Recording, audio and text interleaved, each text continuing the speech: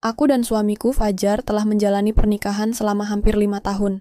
5 tahun yang penuh warna, dengan segala suka dan duka yang datang silih berganti. Dari luar, mungkin orang menganggap rumah tangga kami biasa-biasa saja. Namun bagi aku, Fajar adalah tempatku berpulang.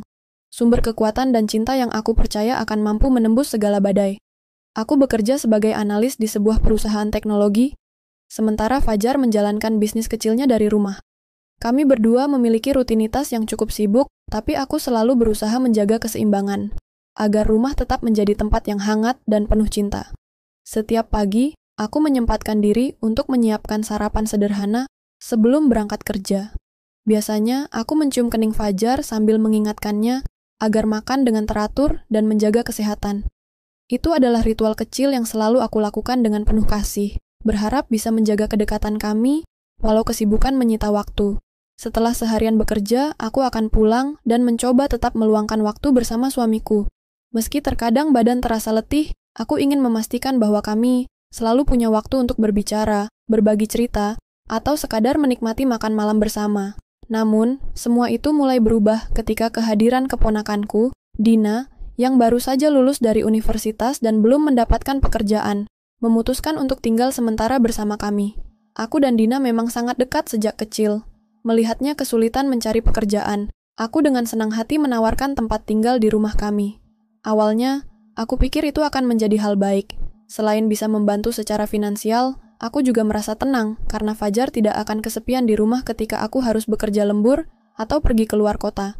Hari-hari awal bersama Dina berjalan lancar. Dina ternyata sangat membantu, sering ikut memasak dan merapikan rumah, bahkan terkadang menemaniku berbelanja ke pasar. Aku merasa bahagia karena rumah kami terasa lebih hidup dengan kehadirannya. Fajar pun tampak akrab dan nyaman dengan Dina. Mereka sering tertawa bersama, berbagi cerita, dan aku pun merasa lega melihat mereka bisa menjalin hubungan yang baik. Bahkan aku pernah bercanda bahwa Dina beruntung bisa tinggal di rumah yang nyaman dengan kakak ipar yang perhatian seperti Fajar. Dina hanya tersenyum, dan aku sama sekali tak mencurigai sedikit pun apa yang tersembunyi di balik senyum itu. Namun, seiring waktu, aku mulai merasakan sesuatu yang aneh. Ada perubahan kecil dalam sikap Fajar yang membuat hatiku gelisah. Dia yang dulu selalu menyambutku dengan senyum hangat di pintu, kini lebih sering terlihat sibuk dengan ponselnya, bahkan ketika kami sedang bersama. Sentuhan yang dulu penuh kehangatan kini terasa hambar dan dingin. Aku mencoba mengabaikannya, berpikir mungkin dia sedang menghadapi tekanan bisnis atau masalah lain yang tidak ingin ia ceritakan. Tapi rasa tidak nyaman itu terus tumbuh, menjadi bayangan yang sulit aku hilangkan.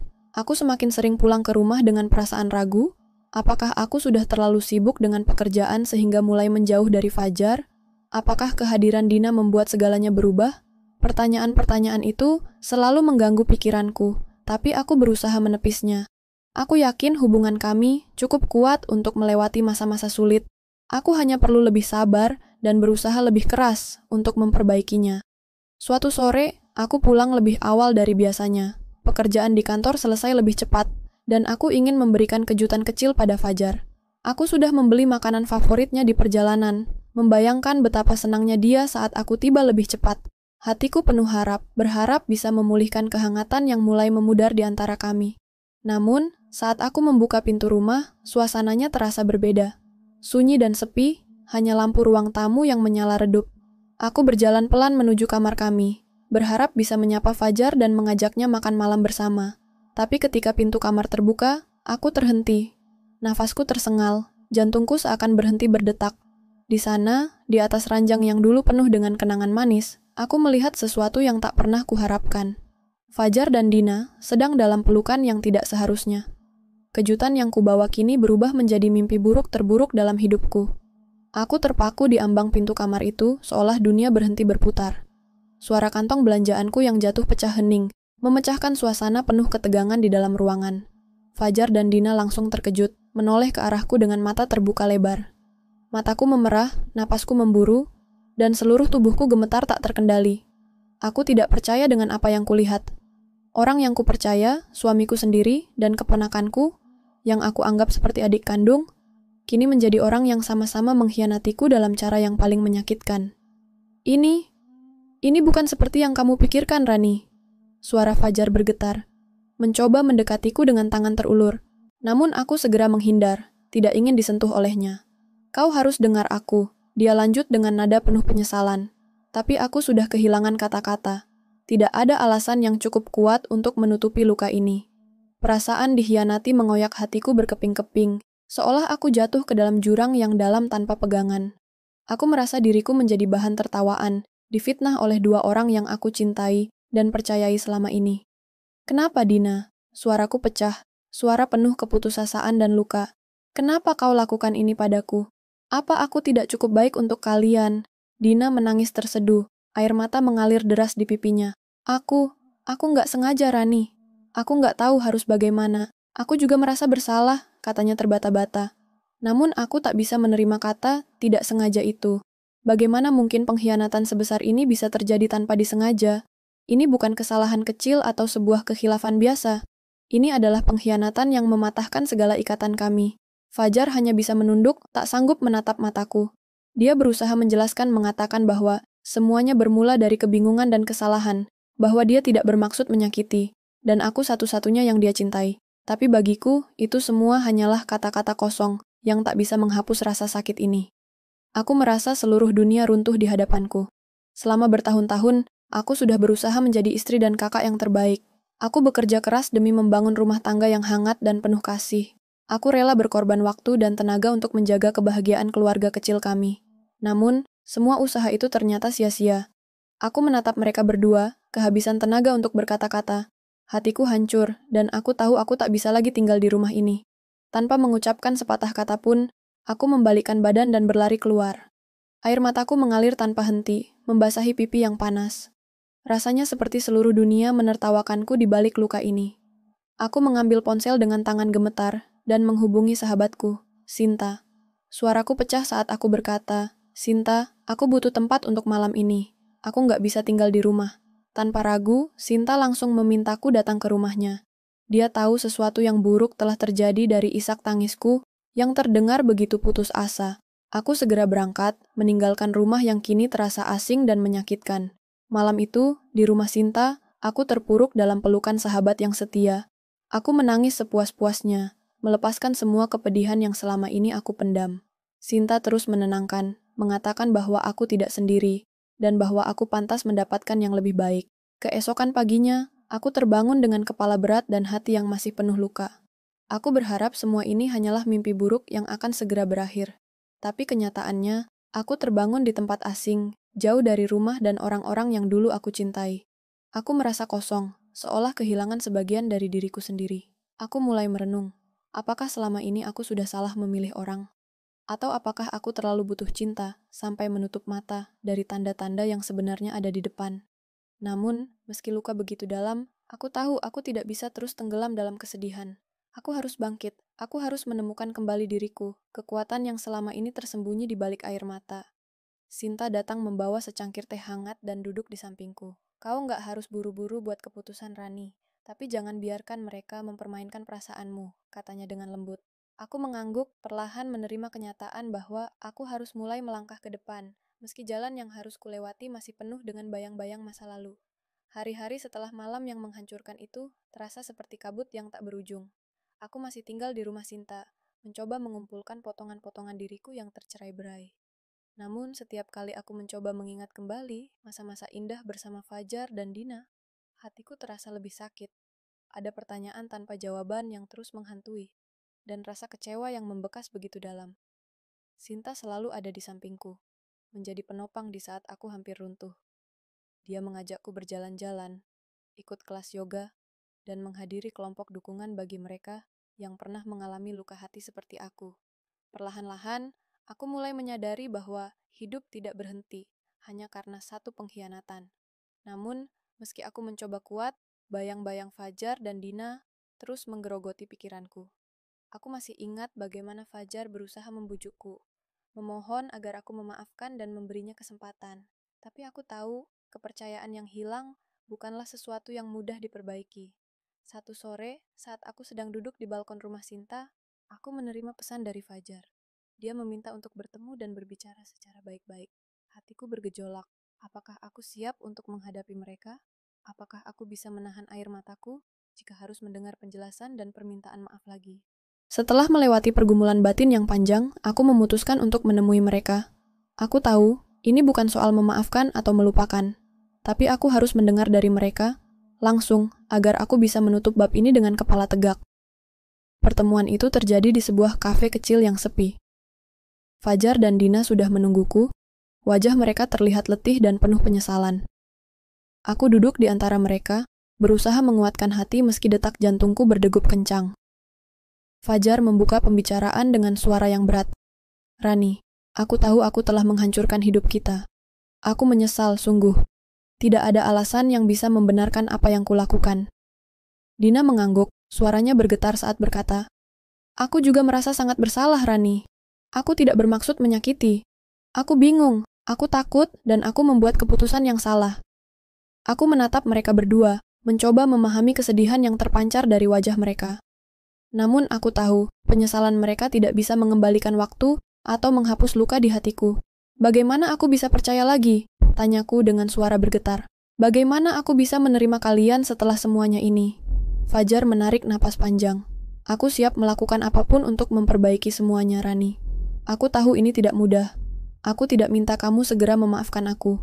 Tapi aku ingin kau tahu aku benar-benar menyesal dan ingin memperbaiki diri." Dina menambahkan, "Kami juga siap menjalani terapi dan apapun yang kamu rasa perlu. Kami ingin berjuang bersama-sama jika kau bersedia memberi kesempatan." Aku termenung sejenak. Semua janji itu terasa manis di bibir mereka, tapi aku tahu betapa sulitnya memulai kembali dari dasar yang hancur. Aku juga sadar, jika aku terus bertahan dalam hubungan yang penuh luka ini, aku mungkin hanya akan semakin terluka. Akhirnya, aku menarik napas dalam-dalam dan berkata, "Aku perlu waktu untuk menyembuhkan diri sendiri dulu. Aku tidak tahu apakah aku bisa kembali seperti dulu atau bahkan memaafkan kalian. Tapi aku tahu satu hal. Aku harus memilih jalan yang membuat aku bisa berdamai dengan diriku sendiri." Mereka berdua mengangguk, menerima keputusanku dengan berat hati. Hari-hari berikutnya menjadi momen refleksi terbesar dalam hidupku. Aku mulai belajar bahwa cinta sejati bukan hanya tentang kesetiaan dan kebersamaan, tapi juga keberanian untuk melepaskan jika hubungan itu sudah merusak kebahagiaan dan harga diri. Aku memilih untuk fokus pada diriku sendiri, membangun kembali kepercayaan dan harga diriku yang sempat remuk. Aku menghadiri terapi, ikut komunitas pengembangan diri, dan membuka hati untuk hal-hal baru yang sebelumnya aku abaikan. Perlahan, luka itu mulai sembuh. Aku mulai merasakan kekuatan yang tak pernah ku ketahui sebelumnya. Aku menyadari bahwa kebahagiaan sejati bukan tergantung pada orang lain, tapi pada diriku sendiri. Suatu hari, aku berdiri di depan cermin, menatap wajahku yang kini lebih kuat dan penuh harapan. Aku tersenyum, menyadari bahwa aku telah melewati badai terberat dalam hidupku dan keluar sebagai pribadi yang lebih bijaksana dan berani. Aku tahu perjalanan ini belum selesai, tapi aku sudah siap melangkah ke depan, membuka lembaran baru tanpa beban masa lalu. Aku memilih hidup yang lebih baik, bukan karena orang lain, tapi karena aku pantas mendapatkannya.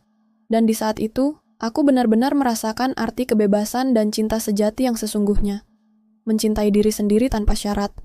Setelah melewati badai yang begitu berat, aku mulai mengerti bahwa luka terbesar tidak selalu datang dari pengkhianatan orang lain, tapi dari ketidakmampuan kita memaafkan diri sendiri. Perlahan-lahan aku belajar untuk mencintai dan menerima diriku, dengan segala kekurangan dan ketidaksempurnaannya. Waktu berjalan, dan aku mulai membangun kehidupan baru yang jauh dari bayang-bayang Fajar dan Dina. Aku memutuskan untuk pindah ke sebuah apartemen kecil yang jauh dari rumah lama kami. Tempat itu sederhana, tapi memberiku rasa damai yang tak pernah kurasakan sebelumnya. Setiap sudut apartemen itu terasa seperti halaman kosong yang siap kutulisi dengan kisah baru. Di sana, aku menemukan kebebasan untuk menjadi diriku sendiri tanpa harus takut dikhianati atau disakiti lagi. Aku melanjutkan pekerjaanku dengan penuh semangat, mengambil berbagai proyek yang menantang sekaligus membangkitkan kembali semangatku. Aku juga mulai aktif di komunitas pengembangan diri yang dulu kuikuti bersama Sinta. Di sana, aku bertemu banyak orang dengan kisah serupa yang menguatkan dan menginspirasiku. Suatu hari, saat mengikuti sesi terapi kelompok, aku berbagi cerita tentang luka yang kualami dan bagaimana aku berusaha bangkit dari kehancuran itu. Aku tak menyangka pengalaman ini membuatku semakin kuat dan membuat banyak orang merasa terinspirasi. Aku sadar, ternyata dari rasa sakit yang terdalam, ada kekuatan luar biasa yang bisa tumbuh. Meski aku memilih untuk tidak berhubungan lagi dengan Fajar dan Dina, aku tidak menutup pintu untuk memaafkan mereka. Namun aku tahu, memaafkan bukan berarti melupakan atau menerima apa yang mereka lakukan. Memaafkan adalah membebaskan diri sendiri dari beban dendam dan sakit hati yang mengikat. Aku mulai menulis jurnal harian, mencurahkan isi hati dan pikiranku. Dalam tulisan itu, aku menuliskan banyak hal, termasuk bagaimana aku berjuang menerima kenyataan, bagaimana aku belajar mencintai diri sendiri, dan bagaimana aku bertekad untuk membangun hidup yang lebih bahagia. Pada akhirnya, aku tahu bahwa hidupku bukan hanya tentang kehilangan dan pengkhianatan, tapi tentang bagaimana aku memilih untuk melanjutkan hidup dan menjadi lebih kuat. Aku menyadari bahwa cinta sejati bukan hanya tentang memiliki pasangan, tapi juga tentang mencintai diri sendiri tanpa syarat. Kebahagiaan yang aku rasakan sekarang jauh berbeda dengan kebahagiaan semu yang dulu kurasakan saat bersama Fajar dan Dina. Kini aku bebas dari ketakutan, kekecewaan, dan beban masa lalu yang menghantui. Suatu sore, saat duduk di balkon apartemen dengan secangkir teh hangat, aku menatap langit senja yang berwarna oranye keemasan. Angin sepoi-sepoi membawa kedamaian yang sulit dijelaskan. Aku tersenyum dan berbisik dalam hati. Aku siap melangkah ke depan. Aku tak tahu apa yang akan datang di masa depan, tapi aku tahu aku telah belajar banyak. Aku siap membuka lembaran baru, penuh harapan dan mimpi yang belum tercapai. Aku percaya, setiap luka pasti akan sembuh jika kita mau berusaha dan memberi waktu. Di luar sana, mungkin masih ada orang yang akan menyakitiku, tapi aku tidak takut lagi. Karena aku tahu, kekuatan terbesar ada di dalam diriku sendiri. Aku ingin berterima kasih pada diriku yang dulu pernah rapuh, tapi tetap berani bertahan. Aku ingin berterima kasih pada sahabat-sahabatku yang tak pernah meninggalkan saat aku terpuruk. Dan aku ingin berterima kasih pada pengalaman pahit yang mengajarkanku arti sejati dari cinta dan kebebasan. Kini, aku berdiri sebagai wanita yang lebih bijaksana dan kuat. Aku memilih untuk melangkah tanpa beban masa lalu, dengan keyakinan bahwa masa depan yang cerah menanti di depan sana. Dan jika suatu saat nanti aku bertemu cinta lagi, aku tidak akan takut, karena aku tahu, cinta sejati yang paling penting adalah cinta yang kita berikan pada diri sendiri.